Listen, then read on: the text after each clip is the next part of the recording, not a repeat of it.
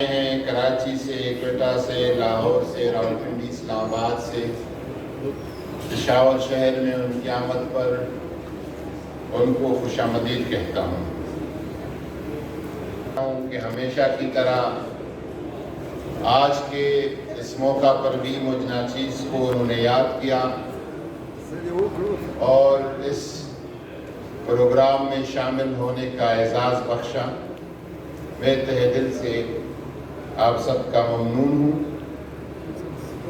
میں اس موقع پر جو نومنتخب ایگزیکٹو باڈی ہے سب ممبران کو مبارکباد دیتا ہوں اور اللہ تعالیٰ سے دعا گو ہوں کہ آپ اللہ کی مہمانوں کی بہتر طریقے سے خدمت کر سکیں اور ان کی فلاح اور بہبود کے لیے آپ کچھ کارروائی کر سکیں۔ میں سابقہ چیئرمین یاور عباس صاحب کا ان کو خراج تحسین پیش کرتا ہوں کہ ایسے حالات میں کہ حج بھی آفتہ، عمرہ بھی آفتہ اور آپ نے اس آرگنائزیشن کو زندہ رکھا، توانا رکھا اور قائم رکھا۔ آپ کی اس قیادت اور آپ کی خدمات کو میں خراج تحسین پیش کرتا ہوں اور شکریہ ادا کرتا ہوں۔ میں نومنتخب چیئرمین اور ہمارے بہت ہی قریبی دوست عزیز سب کچھ ہے ہمارا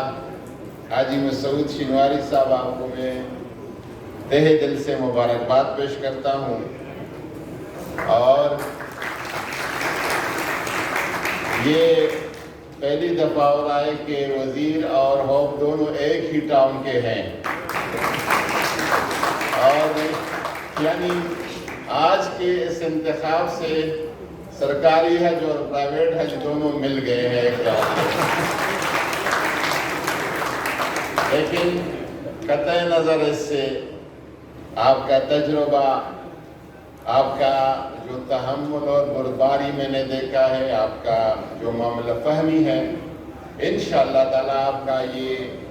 سال 2 سال جتنا آپ کا یہ عرصہ رہے گا، یہ ہوپ کا انشاءاللہ تعالیٰ سنہرا دور ہوگا۔ اور اس پہ ہمارے باقی صوبوں کے لوگ برا نہ مانے، جہاں دین آتا ہے وہاں پختون سب سے پہلے ہوتا ہے۔ حج ہو، عمرہ ہو، رمضان ہو، بہت ایک عرصے سے کہا جاتا تھا کہ رمضان جانے اور پٹھان جانے۔ الحمدللہ حج بھی جو ہے وہ ہمارے کھاتے میں پڑ گیا ہے۔ میں کچھ چیزوں کو مختصراً، آپ کافی دیر سے یہاں پہ انتظار کر رہے ہیں، جو آپ حج ٹور آرگنائزر ہیں، ہوپ کے جو عہدیدار ہیں، یہ اللہ تعالیٰ نے آپ کو ایک بہت بڑی سعادت بخشی ہے اور فارسی میں کہتے ہیں کہ یہ سعادت بزور بازو نیست تا نہ بخشت خدائے بخشندہ۔ یہ سعادت اپنے ہاتھ کے زور سے، بازو کی ہمت سے نہیں حاصل ہوتی، جب تک اللہ تعالیٰ کا کسی پہ خاص مہربانی نہ ہو تب تک یہ سعادت نہیں ملتی۔ حجاج کرام، اگر آپ کی نسبت اللہ تعالیٰ کے بیت کے ساتھ ہے، حج کے ساتھ ہے، عمرہ کے ساتھ ہے، مدینہ شریف کے ساتھ ہے، تو یہ آپ کے لیے ایک بڑی سعادت ہے۔ میں خود جب کہیں جاتا ہوں، کہیں فاتح میں جاتا ہوں، جنازے میں جاتا ہوں، کسی شادی میں جاتا ہوں، کوئی لفٹ میں گر لیتا ہے، کوئی ایئرپورٹ پہ ملتا ہے، کوئی صحافی ملتا ہے، تو فوراً حج کب کھلے گا،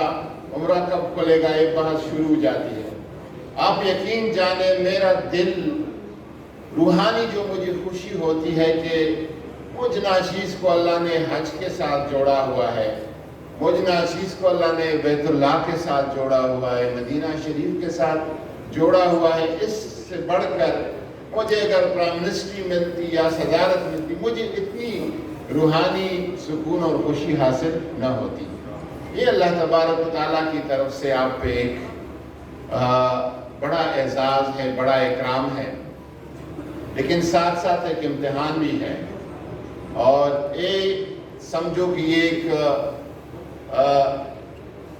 ऐसा इम्तिहान है कि अल्लाह ताला के मेहमानों, उनकी खिदमत, उनकी रज़ा, उनकी खुशनुदी, उनका इत्मीनान और उनको सही तरीके से सर्व करना और खिदमत देना। क्योंकि आप सब ने महसूस किया होगा कि हुज्जाज किराम जो है ये बड़े नाजुक मिजाज होते हैं और बड़े ज़ूदरंज होते हैं, बहुत जल्द खफा हो जाते हैं, छोटी छोटी चीज़ों पे खफा हो जाते हैं। तो इसमें सबसे पहले जो आपके रवैये हैं, जो आपका स्टाफ है, जो आपके लोग हैं, किस तरह उनको हैंडल करते हैं, किस तरह उनको डील करते हैं। हाजी ज़ुबैर शिनवारी तो इधर कहीं नहीं है, ये उससे कोई सीखे कि किस तरह वो लोगों को, अपने क्लाइंट्स को, अपने हुज्जाज को किस तरह वो मिलता है और किस तरीके से उनको खुश रखने की कोशिश करता है। तो इस हवाले से सआदत तो ये है, लेकिन एक बड़े इम्तिहान की भी बात है। अल्लाह ताला हम सबको इस इम्तिहान में कामयाबी अता फरमाए। मैं यहाँ पे बहुत सारी चीज़ें हुई और अल्हम्दुलिल्लाह मैं हमेशा गुज़श्ता 3 साल से कभी भी उमूमन ये होता है, हम मिनिस्ट्री जो है ये एक रेगुलरिटी ऑर्गेनाइजेशन है। आप ऑपरेटर है और हम रेगुलरिटी ऑर्गेनाइजेशन है। अक्सर औकात जो चीज़ें आपको सूट करती है वो हमें नहीं करती, और जो चीज़ें हमें, ये तज़ाद होता है ऑपरेटर और रेगुलेटर में, और जो आपको सूट करती वो हमें नहीं, जो हमें सूट करती आपको नहीं करती। क्योंकि आप इसके साथ साथ कि आप खिदमत कर रहे हैं, लेकिन आप बिजनेस भी कर रहे हैं, और हम सिर्फ खिदमत की, हाजी की खुशनुदी और उनकी खिदमत को देखते हैं। इस हवाले से तज़ादात रहे थे, लेकिन अल्हम्दुलिल्लाह गुज़श्ता 3 साल में ये सारी होप की क़यादत गवाह है कि कभी भी हम मिनिस्ट्री और ये होप कभी कन्फ्रंटेशन और तसादुम की तरफ नहीं चला है, और उसमें इनका बहुत ज़्यादा किरदार है और हमारा भी थोड़ा बहुत इसमें हिस्सा है कि हमने खुशउस्लूबी से तमाम मामलात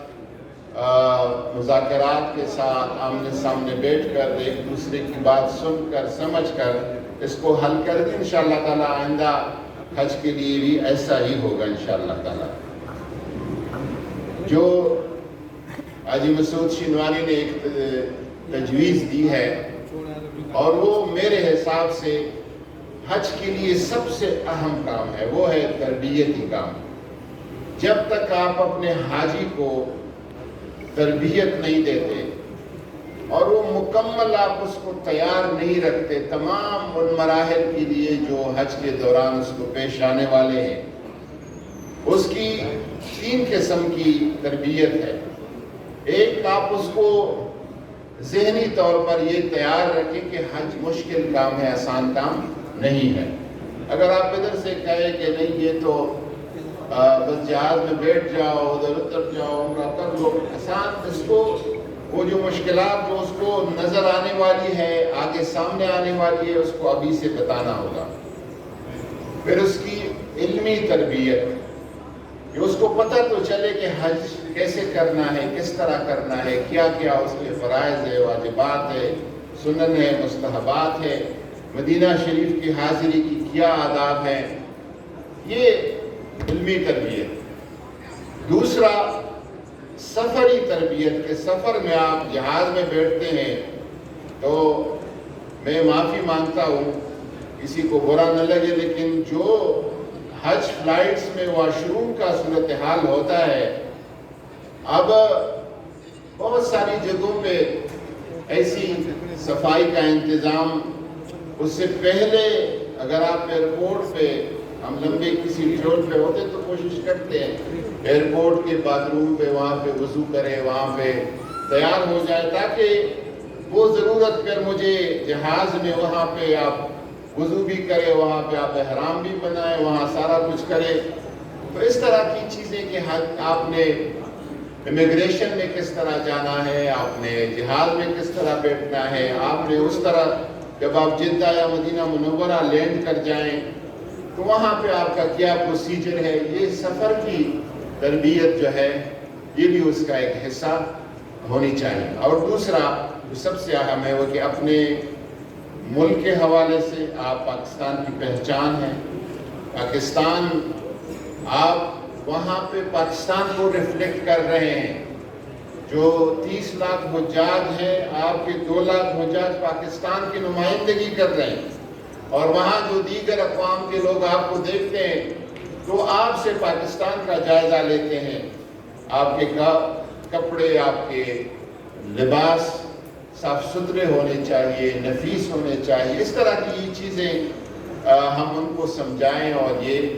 باور کرائیں۔ پھر ساتھ اپنے ساتھیوں کے ساتھ پہنچتی ہے وہاں جھگڑے شروع ہو جاتے ہیں۔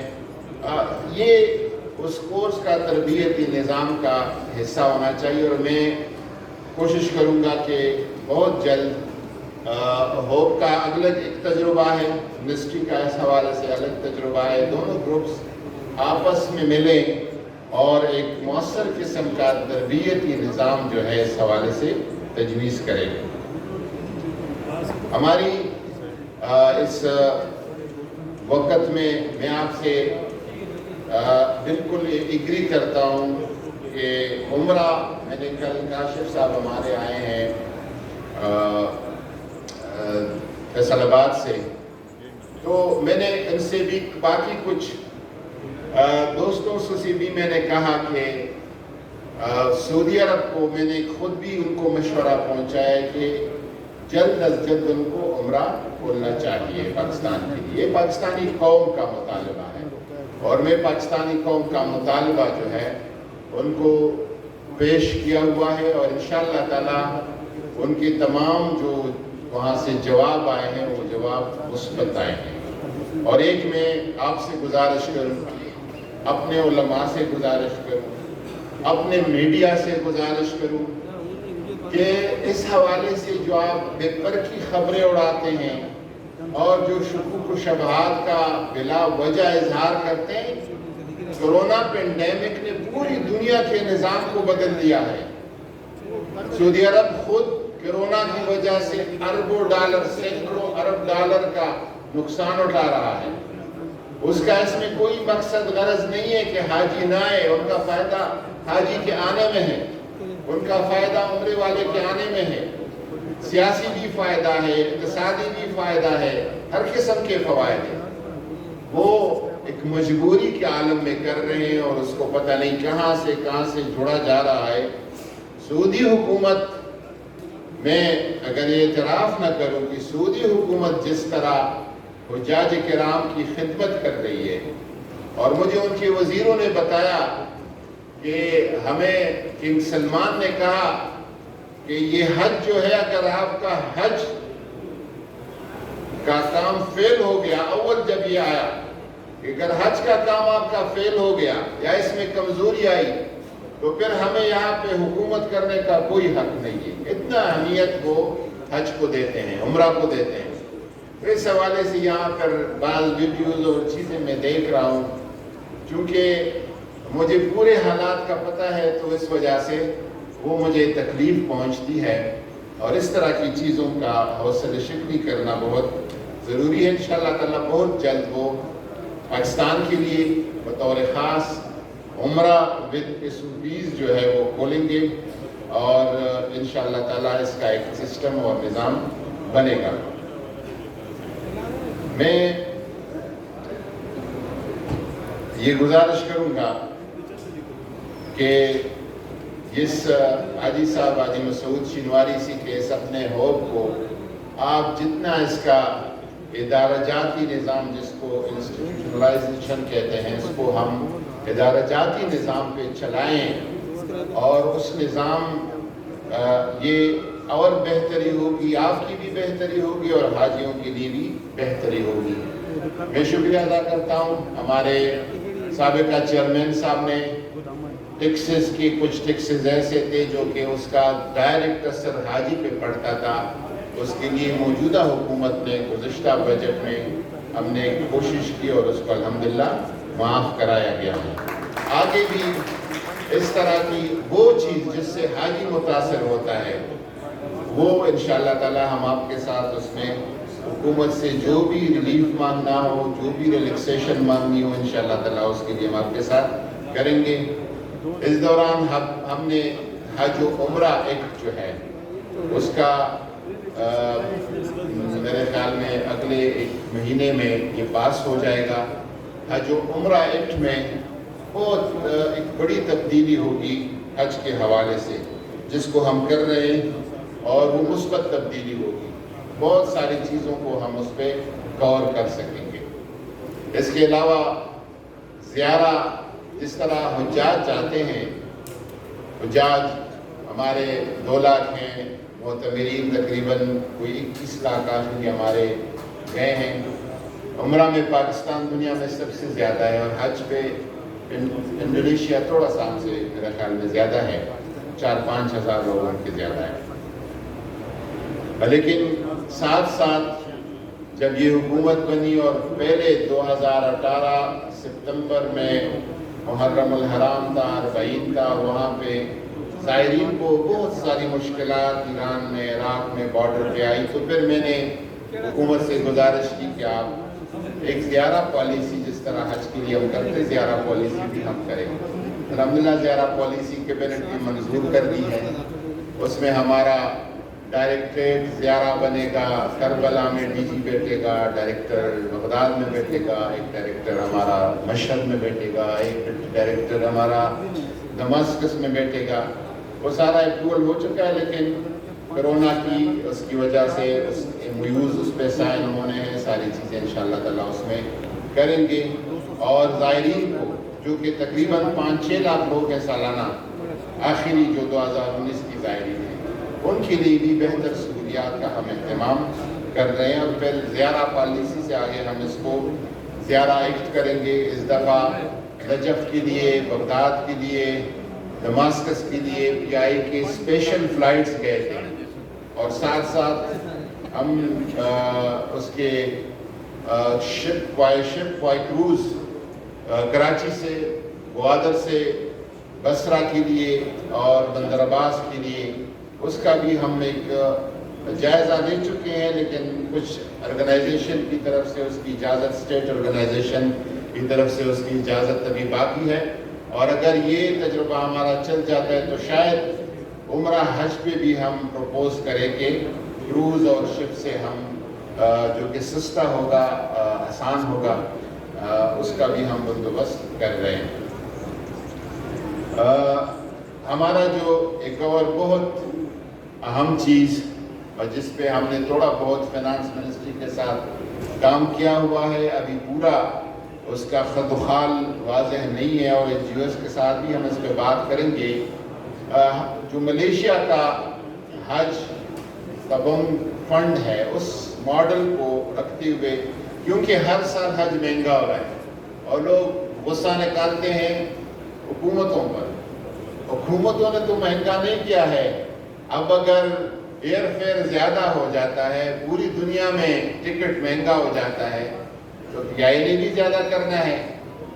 اگر نئے نئے ٹیکسز لگتے ہیں سعودی عرب میں، تو اس کا ہم ادھر سے کیا کریں؟ ان کو یہ تو نہیں کہہ سکتے کہ پاکستانی حاجی کے لیے ٹیکس معاف کرو، باقی حاجیوں سے نہ لو، پاکستانی حاجی سے نہ لو۔ اس وجہ سے جو انفلیشن ہے اور جو حج کے اخراجات میں اضافہ ہوتا ہے، اس کو اس فنڈ کے ذریعے سے کور کیا جائے گا۔ وہ ایک سوچ ہے، اس میں کچھ ٹیکنیکلٹیز ہیں، اور اس پہ ہم دیکھ رہے ہیں کہ وہ ہوتا ہے تو اس کا نتیجہ 5-10 سال بعد ملے گا، لیکن اس سے پورا حج کا جو ہر سال اضافہ ہے اس پہ کافی حد تک جو ہے قابو آ سکے گا۔ میں نے اپنے سیکرٹری مذہبی امور کو کہا ہوا ہے کہ اکتوبر میں آپ چلے جائیں اور جس حج کو بھی لے کے جائیں، اور ہم وہ پہلی حکومت ہو جو کہ آئندہ حج کے حوالے سے سعودی عرب کے ساتھ ہم سیکٹری لیول پہ بات کریں، اور اس کو آگے پھر نومبر میں ہم منسٹر لیول پر اس پہ بات کریں، اور ہم کوشش کریں کہ ہمیں ابھی تک کوئی اندازہ وہ دے دیں کہ اگلے سال کتنا حج ہوگا، کس طرح ہوگا، کن فیس کے ساتھ ہوگا، تاکہ ہم یہاں سے بروقت جو ہے اس کے لیے تیاری کر سکیں۔ یہ سارے وہ اقدامات ہیں کہ انشاءاللہ تعالیٰ جس سے حج کے حوالے سے بہتری ہوگی، فائدہ ملے گا۔ میں ایک دفعہ پھر آپ سب دوستوں کا یہاں تشریف آوری کا، انتظار کرنے کا شکریہ ادا کروں گا۔